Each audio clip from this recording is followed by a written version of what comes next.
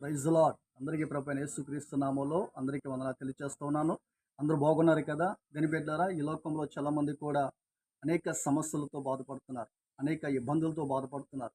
అనేక కష్టాలతో బాధపడుతూ ఉన్నారు. చాలామంది ఇతరులకి మంచి చేస్తున్నప్పుడు కూడా వారు ఎందుకు నా మీద నానా రకాలైన మాటలు అంటున్నారు, లేక నేను సహాయం చేస్తున్నప్పుడు ఎందుకు నా మీద నిందలేస్తున్నారు, ఏంటి నా సమస్య అని చెప్పి నలిగిపోతున్నావా? బాధలో ఉన్నావా? ప్రతి నిందకి ఏంటి నాకు ఈ సమస్య అని ఒకవేళ వేదన చెందుతున్నావా? అయితే పరిశుద్ధ గ్రంథంలో ఒక మాట మనకి ఈ విధంగా రాయబడి ఉంది. యెషయా గ్రంథము 51 అధ్యాయము 7వ వచనం విధంగా సెలవిస్తా ఉంది. ఆయన అంటున్న మాట, మనుషులు పెట్టే నిందకు నువ్వు భయపడకు, వారి దూషణ మాటలకు నీవు కలవరపడకు, లేక నువ్వు భయపడకు అని దేవుని వాక్యం సెలవిస్తూ ఉంది. దేని బిడ్డారా, ఈ వాక్యం లోతుగా మనం ధ్యానించినట్లయితే ప్రతి ఒక్కరిని ధైర్యపరచడానికి ఈ మాట సెలవిస్తూ ఉంది.